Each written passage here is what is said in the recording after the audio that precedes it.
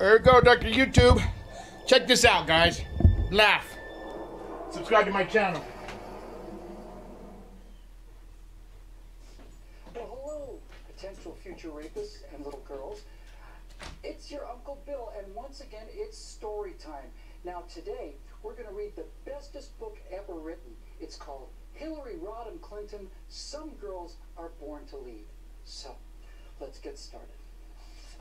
Now, look, right at the beginning is a picture of Hillary Rodham Clinton at her university campus, riding her bicycle in a big hurry because she doesn't want to miss watching the girls' volleyball team practicing. So, let's begin, shall we?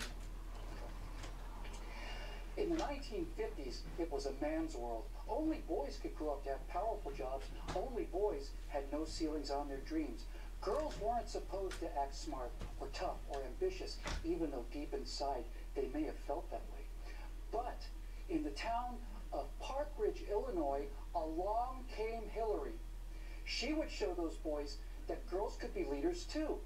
Without Hillary to lead the way, there would have been no Oprah Winfrey, no J.K. Rowling, no Margaret Thatcher, no Billie Jean King, no Betty Friedan, no Indira Gandhi, no Benazir Bhutto, no Eva Peron, no Rosa Parks, no Eleanor Roosevelt, no Coco Chanel, no Helen Keller, no Amelia Earhart, no Simone de Beauvoir, no Susan B. Anthony, no Gloria Steinem, no Marie Curie, no Sojourner Truth, no Jane Austen, no Queen Victoria, no Harriet Beecher Stowe, no Catherine the Great, no Elizabeth I, no Joan of Arc, and no Cleopatra.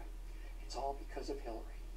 Now, after college, Hillary entered law school so that she could work for justice. Most future lawyers were men, and only boys could be lawyers, make illegal real estate deals, illegally cash in on insider information, lie under oath, and make mysteriously hundreds of thousands of dollars in a few days under suspicious circumstances. But that didn't scare her. She didn't care about what the boys said. She just went out and did it anyway. They thought Hillary would land a high-paying job in Washington, D.C., but she didn't. Not yet. Instead, she went to Arkansas to be with Bill, her law school sweetheart. The two loved politics as much as they loved each other. They decided to spend their lives and serve America together. Bill loved Hillary so much that every night he would have sex with different women, trying to find someone he loved more than Hillary. And he never did. And Hillary loved Bill and politics and America and women so much that when many of those women complained that Bill's love for Hillary and politics and America became so great that he would grope them and have sex with them against their will, Hillary was the first in line to call them a bunch of filthy whores and destroy their lives because of her deep love of Bill and America and especially politics. Hillary was a new breed, a superwoman.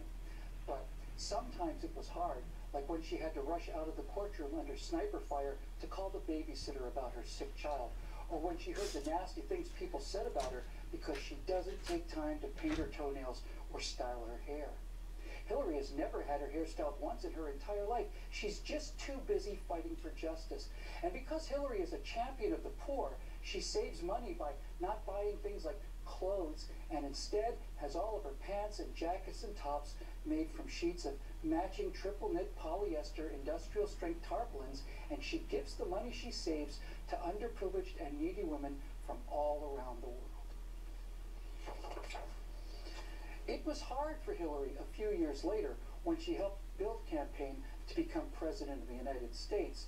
But as First Lady, she did things that previous First Ladies had never dared to do, like being the first First Lady ever called to testify before a grand jury regarding destruction of documents from the Rose Law Firm. At the end of Bill's term, Hillary finally got a chance to run for office, to become a senator from New York.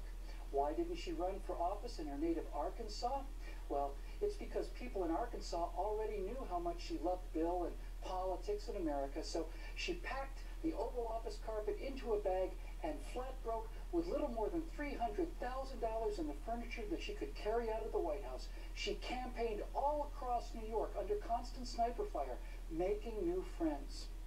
And because of her relentless campaigning, Hillary was the first woman politician to discover her new home of Manhattan was really an island. Now, after losing the nomination in 2008, Hillary returned to the Senate, but not for long. President Obama, her former rival, wanted her to be his Secretary of State. Now, when the Iranian people were fighting for their freedom in 2009, it was Hillary and President Obama that decided that helping them would upset the deeply religious Iranian leaders and hamper their plan to bring peaceful atomic energy to their own people, and perhaps even export that atomic energy to other countries in the region, like Israel. Other Democrats have launched wars without congressional approval all the time, but Hillary was the first woman to break that glass ceiling as well, creating the modern, peaceful, happy Libya and Syria and Egypt that we see today. The woman who was called too ambitious now met with kings and sultans and prime ministers in a total of 112 countries. Wherever she went, her message was the same. What difference does it make? What difference does it make if the Libyan ambassador calls for more security for months and then gets slaughtered while she watched on TV? What difference does it make if a filmmaker went to jail for a year to cover up the fact that men fought and died for 6 hours because of it? What difference does it make if she put 1,200 highly classified top secret and above top secret documents on a private server in a bathroom to avoid freedom of information requests regarding the culture of corruption in the Clinton Foundation? What difference does it make if she claims to be a champion of women's rights and says that every accusation of sexual assault has to be believed, and then spends her entire career destroying the lives of the women that claimed her husband abused and even raped them? What difference does it make when she loves Bill and America and politics as much as she does? Huh. Now, men said that a girl couldn't do any of these things, but once again, Hillary proved them all wrong. No one gets to stop a girl from being the greatest person she can be. Hillary thinks everyone deserves that chance. All her life, she's fought for fairness and compassion, and the cruelest words and wrongest barriers have not been enough to hold her back.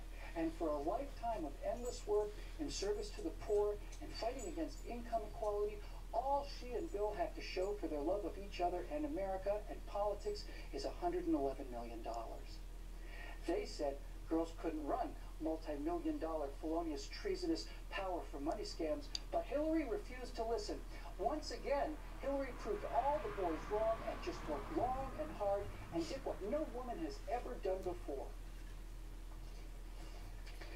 And no matter what Hillary does next, if she wants to change the world, she will find a way. She will do anything, so that she can continue to love Bill and America and politics as much as she does. Amen. Go check him out, Afterburner, with Bid Win, okay, guys? Subscribe to my channel. Also, 7, The Truth Will Free You. Timothy Tucker, Dr. YouTube Tucker. Later, guys.